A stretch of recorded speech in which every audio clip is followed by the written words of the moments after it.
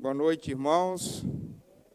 Que Deus nos dê graça, nos abençoe. Nós vamos começar mais um estudo bíblico neste dia que o Senhor Deus tem reservado para nós. Vamos começar com uma oração a Deus, pedindo ao Senhor graça e misericórdia, porque o Senhor Deus tem cuidado de nós. Vamos orar.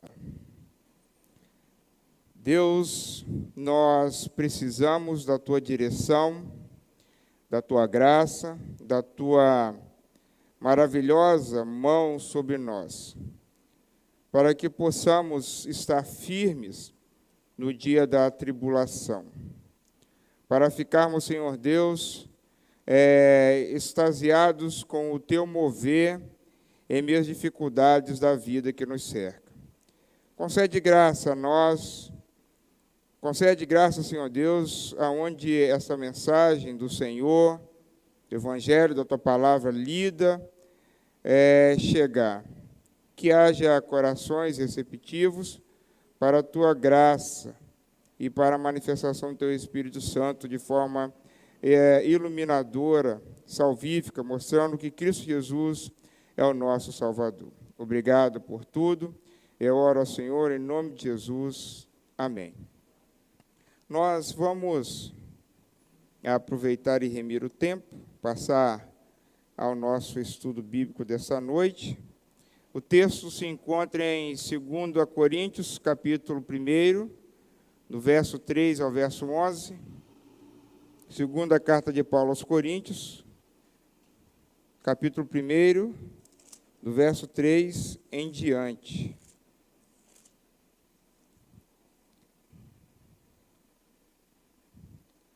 Primeira carta de Paulo aos Coríntios, capítulo 1, verso de 3 a 11.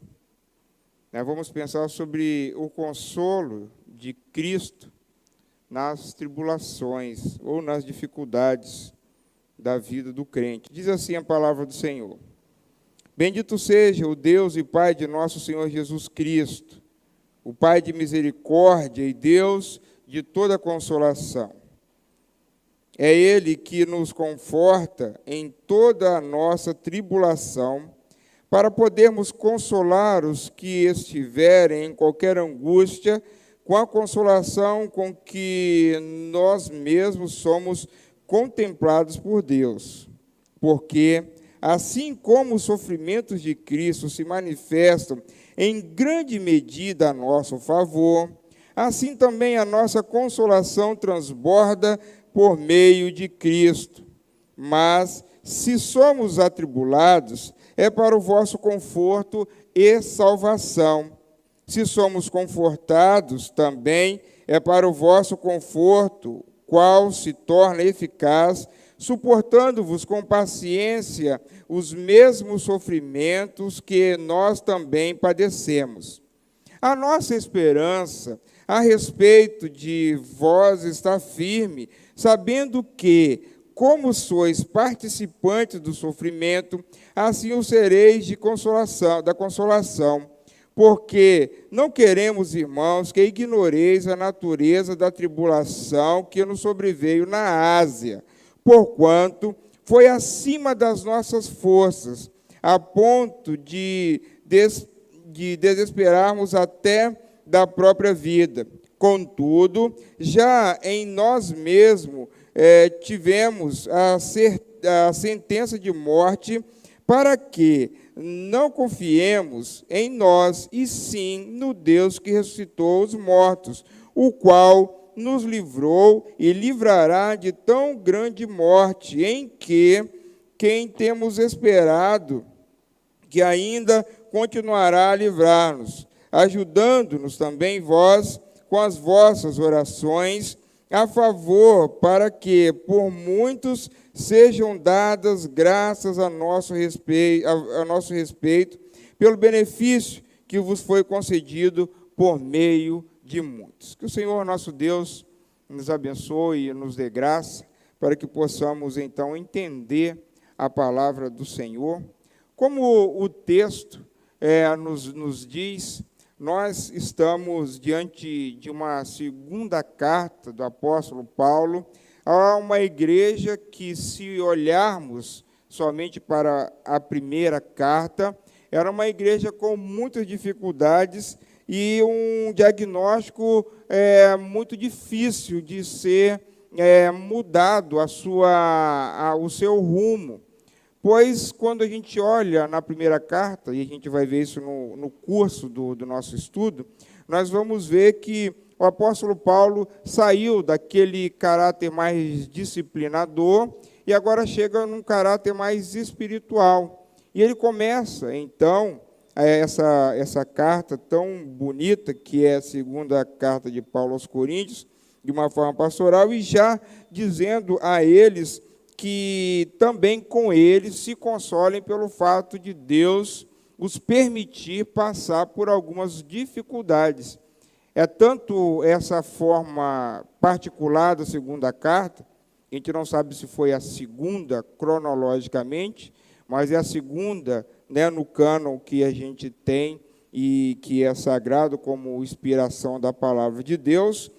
Nós vemos o apóstolo Paulo agora, não só como defendeu o seu ministério em 1 Coríntios capítulo 9, agora dizendo das suas dificuldades, agora de uma forma mais leve, se assim cabe a palavra ao texto. Por isso que nós precisamos aprender, à luz das Escrituras, que mesmo em tempo de crise, nós devemos renovar as nossas moções de ação de graças a Deus.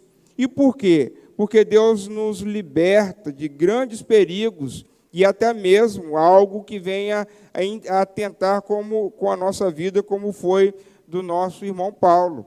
Paulo, ele diz, olha, foi quase que findou ali a sentença, né, de morte, quase me alcançou. E ainda estava sob alcance dessa mesma sentença, mas Deus, né, o deu o livramento. Uma coisa importante que você vai poder anotar na sua Bíblia é quantas vezes aparece a palavra conforto, consolo, né, nesse pequeno trecho, né, consolação e conforto aparece como uma marca desse texto. Ou seja, a consolação e o conforto fazem parte da pregação apostólica. Por isso que Paulo, escrevendo aos Coríntios, repetiu nesse pequeno texto, né, várias vezes a sua ideia e a sua necessidade para com aqueles irmãos, que tanto ele quanto as pessoas que iam receber a carta, os seus irmãos, fossem consolados. E qual que era o consolo que o apóstolo Paulo, então, promoveu aqueles irmãos pelas Escrituras? E aqui, né, uma introdução bem geral, porque Deus tem sido misericordioso com ele. Então, as misericórdias, ou o coração na miséria daquele momento, né, em que estava passando o apóstolo Paulo, foi bem-vinda. Mas Deus também não age de misericórdia somente para o deleite nosso, no sentido de nos folgar para a vida presente. Mas tem um quê, ou melhor, um porquê que Deus nos faz isso. É para nos aumentar a esperança na graça, para confirmar que em Cristo nós somos mais do que vencedores, porque juntamente com o sofrimento de Cristo e na sua extensão, nós assim também podemos passar por dificuldades e somos atribulados, verso de número 6, mas se somos atribulados, é para o vosso conforto, ou seja, há dificuldades que passamos na vida que serve para conforto. Mas como pode alguém estar atribulado e confortado ao mesmo tempo? Somente aquele que consegue, e a palavra, né, não tem nada de místico, mas transcender dessa esfera que estamos vivendo, né, de caos, dificuldade, calamidade. O apóstolo Paulo falou assim, agora minha vida vai também, perdi a esperança, mas Deus, de um dado momento, retoma, né, ali à frente no coração do apóstolo, tira a angústia e traz a ele nova vida. O que ele faz, então, com isso? Ele fala das grandes bênçãos de Deus. Por isso que o verso de número 8 diz, porque não queremos, irmãos, que ignoreis a natureza da tribulação que nos sobreveio na Ásia. E foi, né, uma perseguição severa, né, e de muita intensidade, que o apóstolo Paulo, então, passou ali. Então, seguindo, né, conforme nós estamos olhando para o apóstolo Paulo, nós precisamos, então, primeiro, diante das tribulações, orar ou rogar a Deus por consolo, porque há uma afirmação no texto de que Deus é de toda consolação, e Ele também é misericordioso. E se uma vez estamos em Cristo, como nós já vimos anteriormente em 1 João, no capítulo 4, né, o último texto que foi explicado por nós, se nós amamos, o Espírito Santo de Deus está em nós, e nós estamos em Deus, e Deus em nós, se nós estamos nessa dinâmica. Então, se uma vez que eu e vocês somos agraciados pela consolação de Deus, que nos conforta no meio de dificuldades, eu e vocês precisamos aprender cada dia mais a louvar a Deus por todas as bênçãos que Ele nos deu. E como nós fazemos isso? Aprendendo com as Escrituras. Assim como os discípulos chegaram para Cristo, falaram: Senhor, ensina-nos a orar como faz os outros líderes, né, com os seus discípulos. Assim é também as Escrituras para a nossa alma. O apóstolo Paulo fala: olha, bendito seja Deus e Pai do nosso Senhor Jesus Cristo. Essa palavra bendito, né, ela aparece várias vezes no Novo Testamento, e ela é algo, né, a sua tradução significa algo como adorável, alguém que é digno de ser louvado pelo que é, alguém que você, e assim também eu, se dedicou a falar bem, e abençoar ou agradecer ou invocar a bênção sobre alguém. Não é o fato de que nós abençoamos a Deus, não é esse o ponto de vista nem do texto e nem da palavra. É de rogar a Deus: olha, Deus, o Senhor de fato é bendito, Deus, de fato, o Senhor tem feito coisas grandiosas no meio de nós. Então, é nesse ponto de vista. Por isso que, quando nós olhamos os 5 livros dos Salmos, como estão, e no final de cada bloco dos 5 livros, há uma doxologia que nos inspira a rogar as bênçãos de Deus. Olha, bendito seja Deus, bendito é o Senhor, né? Bendito seja Yahvé. Porque dentro daquele conjunto de salmos, como a gente já disse também há algum tempo atrás, que os bons, né, exegetas fazem a comparação de cada livro pertencer a um dos 5 livros de Moisés, e toda a teologia do Antigo Testamento pode ser, ou na sua maioria, ser vista no livro dos Salmos. Nós temos essa intenção de o salmista dizer a nós, e assim como o apóstolo Paulo, que as tribulações do tempo presente, elas não têm a capacidade de roubar de nós, da nossa alma, do nosso coração, aquilo que Deus é. Porque o que nós estamos passando ou vivendo não muda a personalidade de Deus.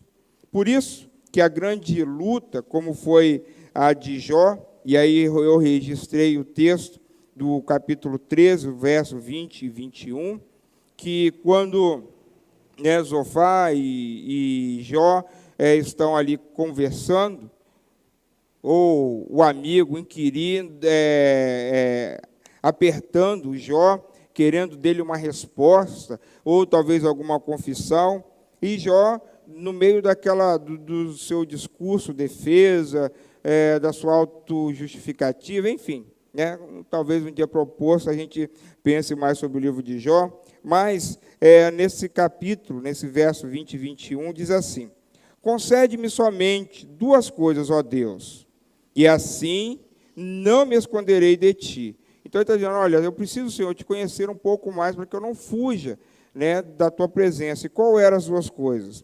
Tira a tua mão de cima de mim, né, de uma forma de juízo, né, de uma mão pesada. E a segunda coisa é: não me amedronte o teu terror. Ou seja, o passar dificuldades e temer o dia da calamidade não é e nunca foi uma falta de fé. O que é a falta de fé é atribuir essas coisas a outra entidade, a outra coisa, senão ao único Deus verdadeiro. Porque nada mais é do que a administração de Deus nas coisas comuns que Ele mesmo criou, como nós já vimos no começo do livro de Sofonias, que Deus, por causa do pecado do povo, iria destruir a ecologia, né, todo o ambiente animal, ali tudo que estava na água, estava no ar, e também os homens, tudo seria destruído. Por quê? Maculado com o pecado, não há nada que bendiz a Deus de uma forma verdadeira. E aqueles homens com o coração dobre, né, com a mente dividida, estavam ali servindo a um Deus que não era o Deus de Israel. Deus, então, iria se mostrar, de fato, quem Ele é. Por isso que o nosso texto, conforme a inspiração do Espírito Santo, o apóstolo Paulo diz: seja bendito quem? O Deus e Pai de nosso Senhor Jesus Cristo.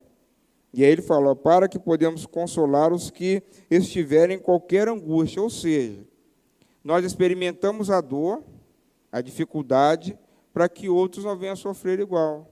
É por isso que muitas vezes nós não entendemos por que das situações ou das coisas serem como são. Não é por que está doendo em mim? Está doendo em mim para que no outro doa menos. É interessante como Deus trabalha essas coisas, e Ele faz isso várias vezes. Por exemplo, se a gente tivesse que responder por que Deus permitiu que Jacó passasse aquelas dificuldades. Antes de Jacó, José. Rapaz, que coisa terrível é ter o ódio dos irmãos. Né? No texto das Escrituras, quando diz que José estava à mesa com seus irmãos, nos 2 eventos da revelação dos seus sonhos, a Bíblia diz que eles já não podiam mais olhar. O texto ali não é que está de malzinho, não, eles já estavam com uma ira tão profunda, porque o que estava em voga ali? Poder, nasci primeiro, sou mais velho, respeito, ego, tudo ali misturado com a providência de Deus. Entretanto, a gente já sabe isso, que a providência de Deus, ela extrapola em graça. Abençoou a vida de José, bem como a nossa também. Por isso que quando nós passamos por alguma dificuldade, tribulação, o que precisamos? De conforto, precisamos de consolo. E o que o apóstolo Paulo fala? Olha, eu sofri por causa de vocês. É por isso que a igreja, ela é importante, né? Quando eu falo igreja, estou falando dos irmãos em Cristo, para consolar uns aos outros. Além de ser um mandamento, é uma resposta daquilo que Deus fez comigo. Não há ninguém na estrutura da igreja, desde o menor ao maior, que não tenha passado uma experiência que possa dividir com alguém. E se isso aconteceu, essa pessoa nunca experimentou a salvação em Cristo Jesus. Não é porque a fé cristã ela é só pragmática, mas as experiências da vida cristã, elas são passadas e são compartilhadas, e elas são vividas na experiência cristã. Ela só pode ser vista na comunhão dos santos. Por quê? Porque nós sofremos, todos sofrem. Já sofremos desde quando saímos do paraíso. A morte do corpo passou a ser algo ordinário. Todos nós haveremos de passar dificuldade de morte, doença, alguma ou outra mazela proveniente do pecado. Uma vez que Cristo nos tirou o peso, lembra de Jó, a mão de Deus, de forma da sua ira sobre os filhos de Deus, agora nós temos o quê? Cristo. Mas isso não impede, né, não que Cristo seja insuficiente, mas nós ainda habitamos numa carne fraca, numa carne frágil e pecadora, até o dia do nosso encontro com o Senhor e a restauração do nosso corpo. Por isso, nós precisamos de consolo, de graça, de rogar mesmo ao Pai da misericórdia que nos ajude na hora da dificuldade, porque muitas vezes, e aqui o apóstolo Paulo, a gente não sabe em quais tribulações ele estava falando, são todas, são muitas, assim como é nos nossos dias. Quais são as nossas tribulações?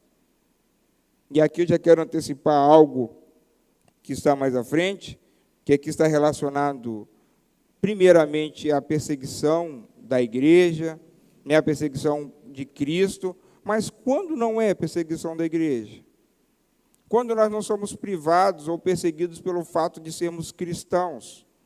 Todos nós que recebemos Jesus como Senhor e Salvador, né, no ato desta graça, já recebemos de brinde, se é que isso é um brinde, um inimigo ferrenho, feroz, chamado Satanás, que vai tentar nos demolir, judiar, porque essa é a natureza dele. E nós, então, somos atribulados de todos os lados. Paulo, então, menciona que esses crentes, e também nós, somos co-sofredores em Cristo. Isso é uma didática comum do apóstolo Paulo. Ele faz isso novamente no capítulo 4, Romanos capítulo 8, Filipenses, Colossenses. E essa medida que as coisas vão acontecendo, a gente, como cristão, só vai crescendo. Por isso que a suficiência de Cristo, ela é abundante. A gente vê isso em outros lugares, onde abundou o pecado, superabundou a graça. Cristo nunca é menor do que os nossos problemas. Cristo nunca é insuficiente nas nossas dificuldades. Cristo nunca será vencido por nada que Ele mesmo tenha criado. É por isso que Ele é Deus. Por isso que Deus, o Pai, é o nosso Deus Criador, porque a nada se submete, senão à sua própria vontade. Então, se é alguma coisa, o apóstolo Paulo fala assim, acertadamente, olha, é porque Deus permite. E a gente sabe que o apóstolo Paulo já foi experimentado nisso.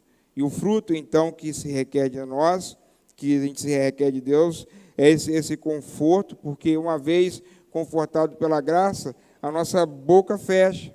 E aqui me refiro ao apóstolo Paulo, falando com Deus, para que o espinho da carne dele fosse retirado. Aí no texto da Bíblia diz que foram 3 vezes que ele orou. Mas, né, a gente fala assim, não é igual aquela oração do arroz com feijão, né? Você está diante do prato, Senhor Deus abençoa, obrigado, e, né, toca a vida. Né? O apóstolo Paulo, ele tinha mais intimidade com Deus do que muitos de nós. Né? Porque a gente não conhece toda a humanidade. Então, muitos de nós não vamos chegar nem pertinho, né, do que foi a sombra do apóstolo Paulo. Imaginemos eu e vocês, então, alguém orando a Deus com isso que era o apóstolo Paulo, né, com esse poder, com essa autoridade. E Deus fala assim, a minha graça te basta. Não, mas Senhor, não tem, está doendo, o Senhor está vendo a dificuldade, olha, né, olha, não estou conseguindo. Paulo, minha graça te basta. Aí um homem tal, que recebe uma resposta dessa, aí mais à frente ele diz, olha, eu estava a ponto de morrer, verso de número 8, né? Porquanto não queremos, irmãos, que ignoreis a natureza da tribulação que nos sobreveio na Ásia. Né? Ele foi acima das nossas forças, a ponto de desesperarmos até da própria vida. Eu falo assim, olha, já era. Provavelmente aqui eu fico imaginando alguém com uma sentença, eu falo assim, amanhã é o seu dia. O legislador colocou a pena, a data.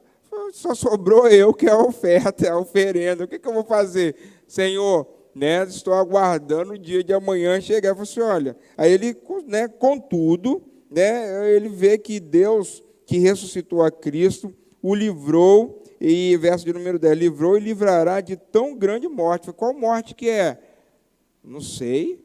Pode ser que, né, conforme o irmão que pode ser uma sentença de morte por enforcamento, alguma coisa parecida, e ainda estava no cangote do apóstolo Paulo a mesma sentença. Livrou e continuará livrando. Ainda não está completamente livre daquela tribulação. Entretanto, o texto corre fluentemente, então, incentivando-nos a bendizer a Deus pelo conforto, e a certeza de que na tribulação não deve gerar em nós desespero, ainda que haja angústias, dificuldades. Essa não é a melhor visão para nós. Por quê? Porque o sofrimento de Cristo, e agora essa relação Cristo-igreja, ela é aumentada. Por quê? Por que é importante? O apóstolo Paulo, quando fala várias vezes, olha, por exemplo, escrevendo aos Gálatas, olha, não decidi nada saber entre vocês, senão Cristo e esse crucificado. Em outros textos, ele diz, olha, preguei a Cristo, a Jesus se tornou a mensagem. Ou seja, quando nós olhamos o sofrimento de Jesus, e aqui entenda-se via crucis, não só aquela retratada pelo teatro, pelos quadros, mas desde a encarnação de Cristo, né, que ele veio habitar nessa carne que sente fome, sede, dor, né, que tem necessidades espirituais diversas, necessidades físicas, desde essa humilhação de Cristo até a sua morte e ressurreição. Então, toda a vida de Cristo é para nós um incentivo, e é para nós um momento de pensar e fazer a seguinte reflexão do apóstolo Paulo.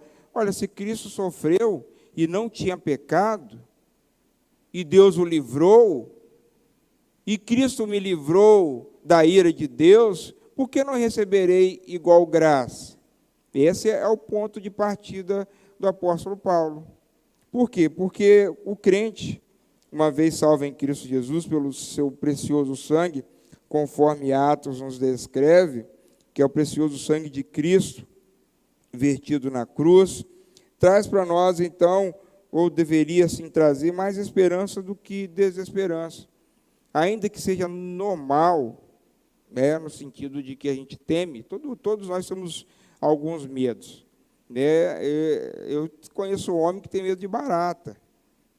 Fazer o quê, né? Tem gente que tem medo de água. Gato, né? Não vou falar que são seres humanos. Gato, né? A gente sempre brinca que tem medo de água. Tem gente que tem medo de andar sozinho. Enfim, existem vários medos.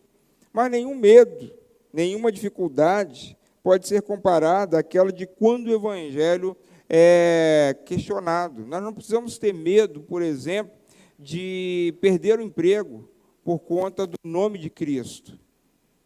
E agora, se eu fizer isso aqui, eu perder o emprego. E aqui eu vou reportar um assunto, eu nem lembrava desse assunto, desse episódio, lembrei agora.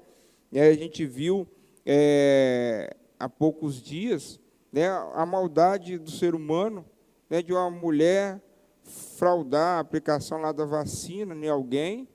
Você vê, a pessoa não mede. O que estava por trás da vacina?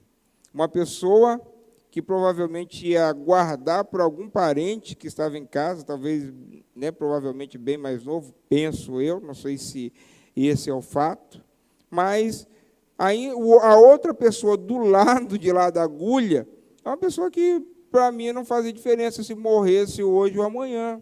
Então, o que ligava uma coisa à outra era um egoísmo e não um amor, e a vontade ou a possibilidade de matar pessoas.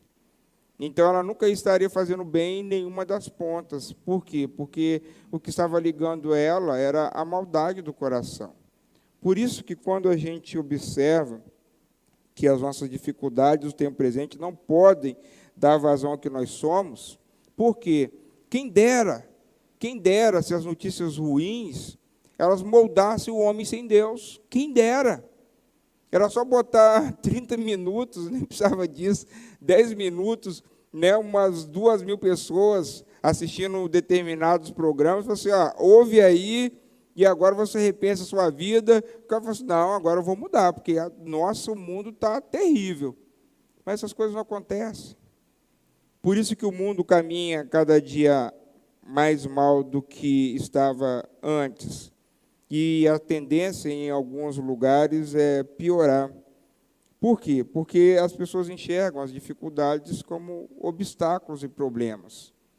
O crente, ainda que sejam dificuldades reais, elas têm outra roupagem. Deus está no meio da tempestade. Deus está comandando as dificuldades na nossa vida. Deus está oportunizando a vida.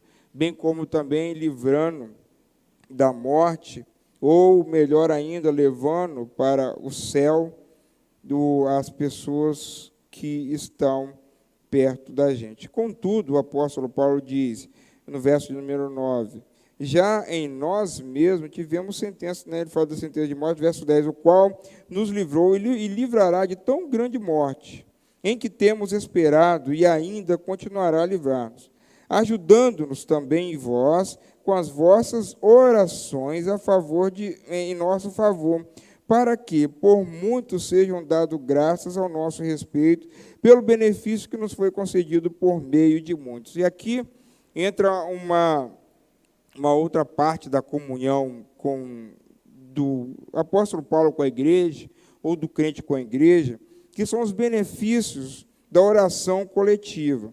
E isso é repetido também nas Escrituras, né, orar uns pelos outros. O apóstolo Paulo repete isso várias vezes, Filipenses principalmente. Olha, me alegro muito, né, de lembrar de vocês nas minhas orações, e Deus sabe disso, né, ele ainda invoca Deus como testemunha.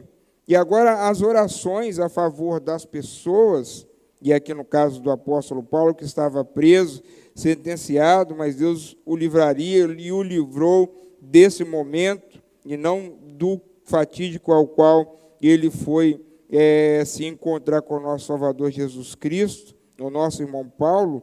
Ele fala, olha, são as vossas orações que nos ajudam a manter a obra de Deus em nós.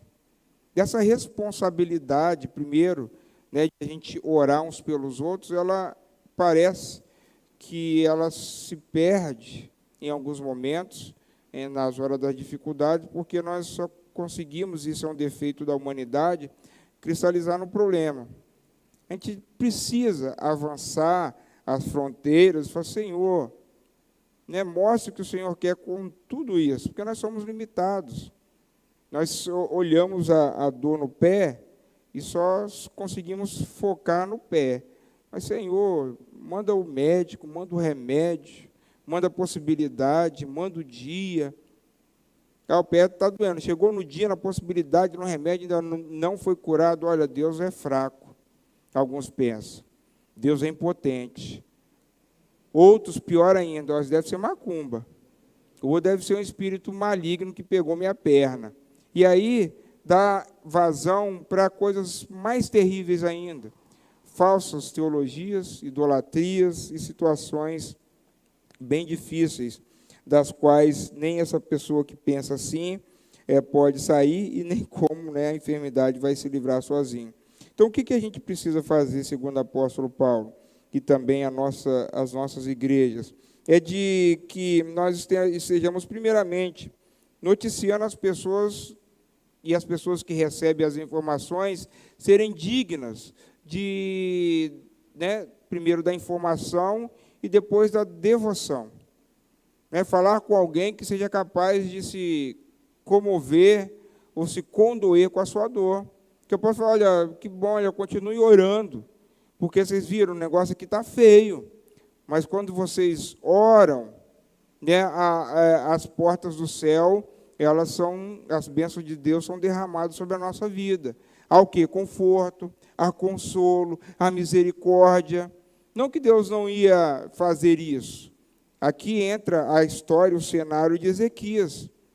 Deus já tinha pré-determinado a cura e o tempo de restauração de Ezequias. Mas Deus precisava que ele fosse quebrantado, que ele chorasse a sua dor, a sua sentença de morte. Para quê? Para que a vida dele melhorasse. É por isso que as nossas orações, elas não são de forma nenhuma desapegadas de uma realidade. Qual é a realidade? A que nós estamos vendo. Olha, irmãos, vamos orar porque está difícil. Tem gente que já usa a oração como uma forma mística, né? Então, olha, vamos orar porque, sabe, já no coração nem sabe se vai acontecer. Olha, vamos orar. Olha, aquele irmão, eu não acredito que seja um crente, né? Mas tem gente que fala assim, o irmão 6 horas, né? 6 horas por mim, 6 horas, mas ele mesmo não vai para a igreja para orar. Não é esse o caso do apóstolo Paulo. né, trancafiado, em dificuldade. Você, irmãos, e veja, e não era de uma noite para o dia. Para chegar uma carta em algum lugar, às vezes levava-se meses, né? Ou às vezes um mês, 3 meses, às vezes anos, porque não era só pegar e chegar no correio e postar a carta, né? Lá não tinha correio. Era barco, cavalo, a pé. Imagine só, outra dificuldade, as cartas, né, não tinha papel como é hoje. Você chega ali, compra uma resma de 500 folhas de papel e você escreve o que você quiser ali naquela resma de papel.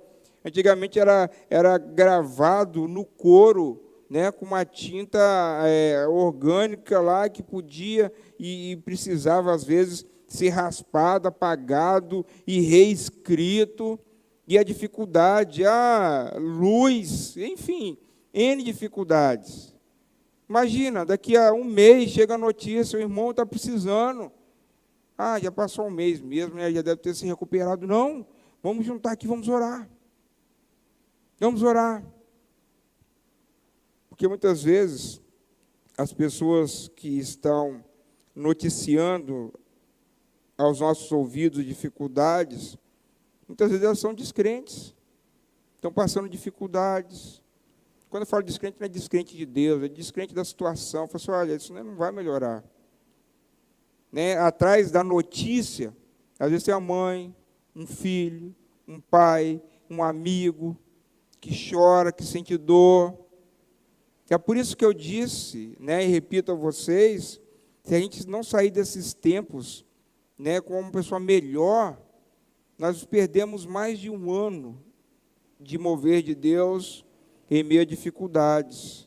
Se o nosso coração não melhorar, se a nossa dinâmica uns com os outros não mudar, nós vamos ficar mais miseráveis do que nós éramos há um ano e pouco atrás. E aí, quando a gente olha para uma carta dessa, alguém que estava falando assim, olha, eu passei um aperto. Eu achei que ia chamar minha senha. Mas não foi esse dia, não. Mas, irmão, continua orando pela minha vida, que eu vou continuar pregando. Por fim, essa é a última dinâmica, então, desse entrelaçamento entre graça de Deus, sofrimento de Cristo, sofrimento do crente, a oração da igreja, é de que havia uma necessidade comum, né, ao apóstolo Paulo e à igreja, para que as orações fossem ofertadas a Deus. É para que o reino de Deus fosse beneficiado. Isso, muitas vezes, precisa melhorar na nossa vida, porque quando nós olhamos o apóstolo Paulo em sofrimento, existem alguns que comparam esse sofrimento do apóstolo Paulo, né, não de proporção, né, mas assim, de situação, como a de Jesus, né, no Getsêmani, que ele estava igualmente atribulado, com as mesmas dificuldades, né, com a sentença ali de morte prevista. O apóstolo Paulo e o Senhor Jesus Cristo oraram a Deus, e assim como Paulo, Jesus também chamou pessoas para orar por ele. Pedro, Tiago e João foram os privilegiados de Jesus. Aqui foi uma igreja, não sei quantos membros tinha a igreja de Corinto, mas era uma igreja difícil, de pessoas imperfeitas, algumas divisões, alguns problemas de pecado, mas o Espírito Santo de Deus habita na igreja. É Ele que move o nosso coração a ter piedade das pessoas, ter fé em Deus, misericórdia. Se o nosso coração não for tomado pelo Espírito Santo de Deus, as nossas orações serão inócuas. Elas não surtirão efeito nenhum. Qual o benefício? Eu preciso orar pela vida dos meus irmãos, enxergando neles benefício cristão. Eu preciso orar com fé, porque eu preciso do meu irmão, onde quer que ele esteja, né, aqui ou na sua casa, adorando a Deus, servindo ao Senhor. Né, o apóstolo Paulo, ele não se furtava em dizer, olha, continue orando para o meu benefício, para o benefício de vocês. Nós gostamos, né, de carregar o defunto morto arrastado na perna. Preferimos falar das pessoas do que falar para Deus das pessoas. julgar, criticar, apontar, fazer juízo, do que somente ficar calado. O grande desafio da espiritualidade cristã na oração é ouvir e ficar quieto no seu quarto secreto, que é o lugar de oração. Por isso, concluindo, a gente precisa aprender com o apóstolo Paulo algumas coisas importantes. Primeiro, tenha uma real convicção de que Deus é um Deus que merece a sua ação de graça. Deus tem sido bondoso para conosco, ou guardando alguém do mal, ou levando para a glória. Nós não sabemos, e nós não podemos nem contar, nem pensar em querer contar as bênçãos do Senhor, que são muitas.